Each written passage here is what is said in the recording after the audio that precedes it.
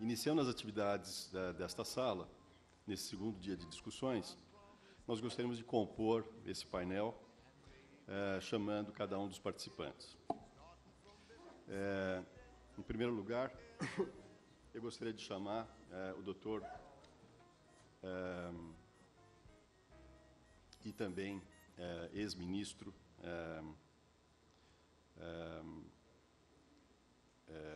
do Desenvolvimento Agrário, o ministro Miguel Rosseto, presidente da Petrobras Biocombustível, que é formado em Ciências Sociais pela Universidade do Vale do Rio dos Sinos, no Rio Grande do Sul, e técnico em Mecânica Industrial. Ele foi vice-governador do Rio Grande do Sul e ministro de Estado do Desenvolvimento Agrário, onde participou da criação e coordenação do Programa Nacional de Produção e Uso de Biodiesel e da elaboração do selo Combustível Social.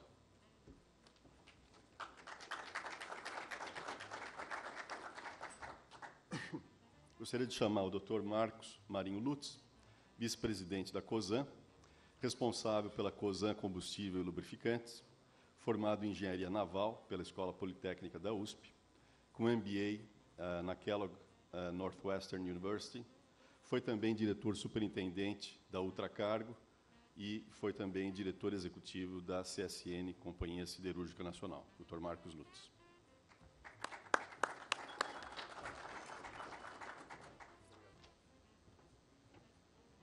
Gostaria de chamar o Dr. Ricardo Guzmão Dornelles, diretor de Combustíveis Renováveis do Ministério de Minas e Energia. Ele fez parte da equipe que iniciou a ANP, Agência Nacional do Petróleo. Ele coordenou o comitê que acompanhou a transição do regime de preços controlados para o de preços livres de álcool entre 1990 e 99.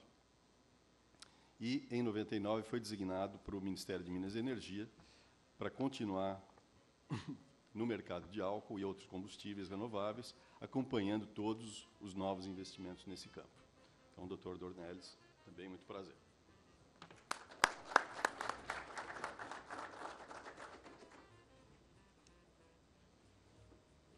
E, finalmente, o senhor Mário Lindenheim, presidente da BP Biofuels no Brasil, formado em Administração de Empresas pela FAAP, com especialização em Colônia, na Alemanha.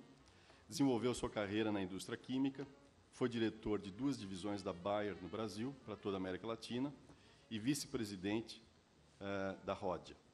Como presidente da BP Biofuels no Brasil, é responsável por desenvolver atividades relacionadas a toda a cadeia de biocombustíveis a partir do etanol. Muito prazer também.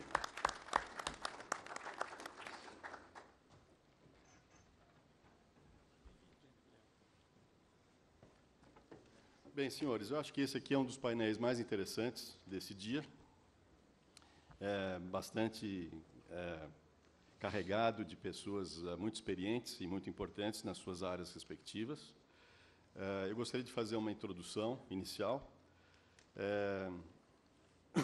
dizendo que eu vejo que nós estamos num momento de transição muito importante.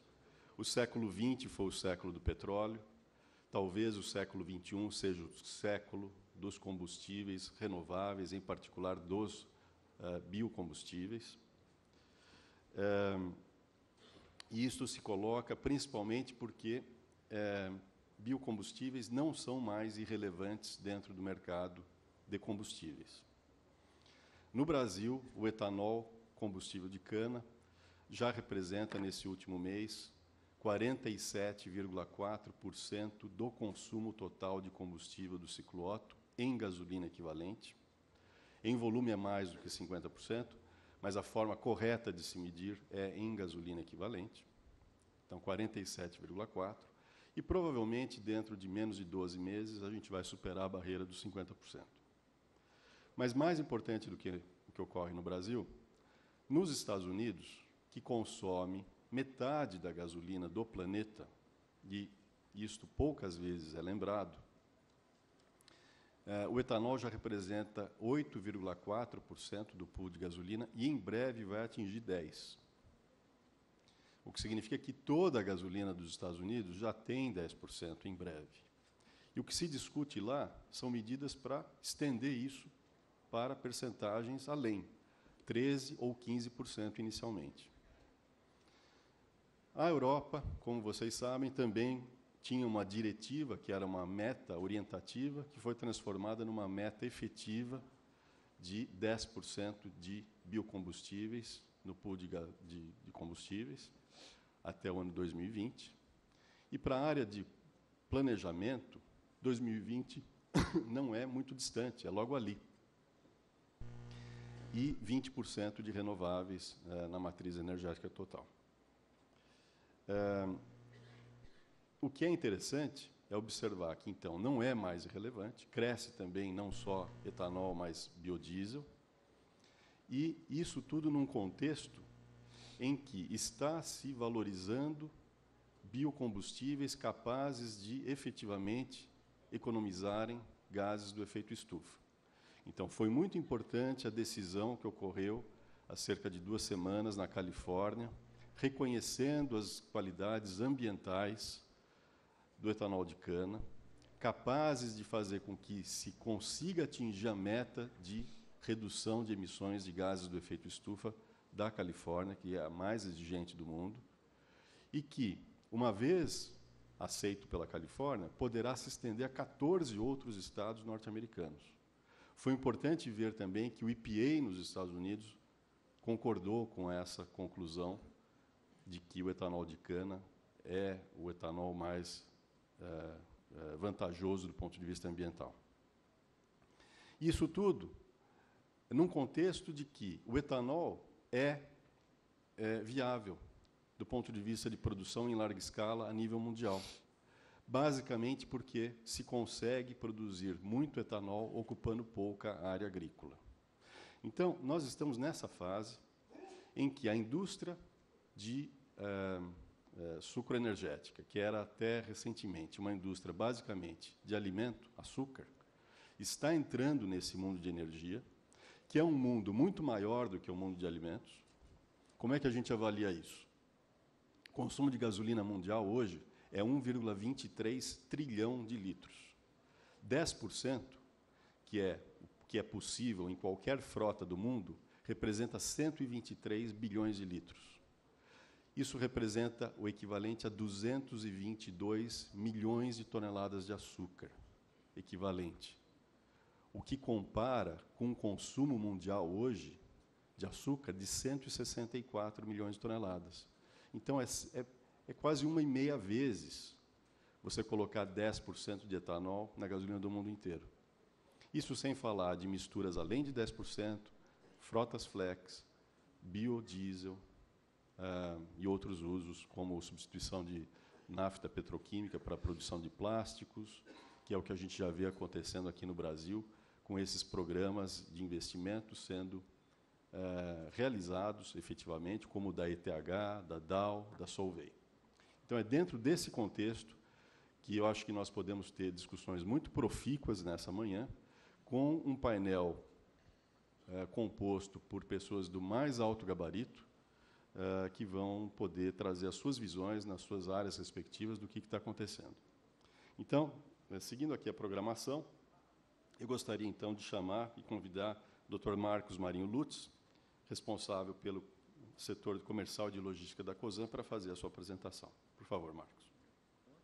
Como você quiser.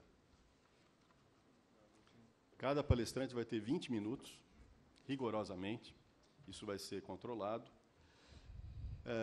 E nós procuramos deixar um bom tempo de perguntas para os senhores aqui presentes, para que a gente possa ter um debate efetivo. Bom dia, senhoras e senhores. Obrigado, Plínio, demais colegas. Eu vou tentar passar uma mensagem muito rápida e muito direta. Eu acho que é até bem clara para muitos dos presentes, mas eu acho que é bom a gente reforçar a mensagem de que as empresas de petróleo vão precisar, de alguma forma, reduzir o seu footprint de carbono, e que o biocombustível, especialmente o etanol, talvez seja das melhores soluções que eles possam escolher, e, ao invés de alguma forma, achar isso uma substituição, vamos dizer assim, forçada ou negativa, podem obter grandes ganhos e grandes vantagens competitivas para o futuro. Bom, basicamente, né, falando das emissões, a gente tem, como todo mundo conhece, um grande aumento global dos níveis de emissão de gases de efeito estufa. E temos, obviamente, nas fontes não renováveis, a grande parcela desta energia consumida no Brasil hoje, né? Mais do que 80% está aí entre petróleos derivados, gás natural e carvão mineral. E por consequência, boa parte também dessas emissões hoje advém de desses combustíveis fósseis. Então, a gente tem aí praticamente 60% desses gases de efeito estufa vindo dessas fontes. Então, a mensagem, que eu acho que é uma mensagem que é bastante natural para todo mundo, é que as empresas petrolíferas estão cada vez mais sendo cobradas por terem um papel menos, vamos dizer assim, menos destacado nessa parte de emissão de gases poluentes. São empresas que, de uma maneira geral, têm bons balanços, têm capacidade de gestão, têm capacidade de investimento e poderiam ter um papel mais ativo nesse combate à emissão de gases de efeito estufa. E aí, me colocando um pouco no assento de um líder de uma empresa petrolífera, você vai falar assim, quais são as minhas alternativas, porque, afinal, a escala do negócio de petróleo é uma escala muito grande, e aí eu coloquei rapidamente num gráfico dois eixos aqui. Um eixo que é escala, né, e o outro eixo é compatibilidade com o negócio de uma empresa de petróleo. Então, você vai olhar, você vai falar, espera um pouquinho, eu tenho aí grandes fontes renováveis, como energia hidrelétrica, eu coloquei nuclear, não como renovável, mas como menor emissão de gás de efeito estufa. Mas você vê claramente que o biocombustível, em especial o etanol, é um combustível que você tem uma grande sinergia, vamos dizer assim, com o negócio de petróleo, e também uma grande capacidade de escala. Essa sinergia ela é vista já por muitas empresas do mundo, né? Acho que um exemplo mais recente, no caso da Valero, que é uma grande refinadora nos Estados Unidos, que comprou ativos de produção de etanol, ela já há algum tempo vem utilizando a venda de etanol na sua rede, inclusive para reduzir os seus custos de refino, mudando a especificação da gasolina produzida nas suas refinarias, para justamente compatibilizar com a mistura de etanol e alavancar essa tendência clara de mercado americano que o Plínio estava comentando aqui. E aí, quando você olha o etanol um pouco mais a fundo, você também vê que, além de tudo, você tem um custo muito competitivo e também um nível de emissão muito competitivo em relação aos outros combustíveis, né? A gente tem um probleminha de escala, na verdade, é cents por quilocaloria, mas a comparação ela tá válida, né? E aí eu acho que a gente tem aí claramente no Brasil um grande exemplo a ser seguido. Eu acho que das grandes razões para o Brasil ter essa fantástica matriz energética comparada com o resto do mundo é uma grande parceria do setor de petróleo no Brasil com o setor de etanol no Brasil, que já vem desde a época de Proálcool e permitiu a gente chegar no estágio que está, né?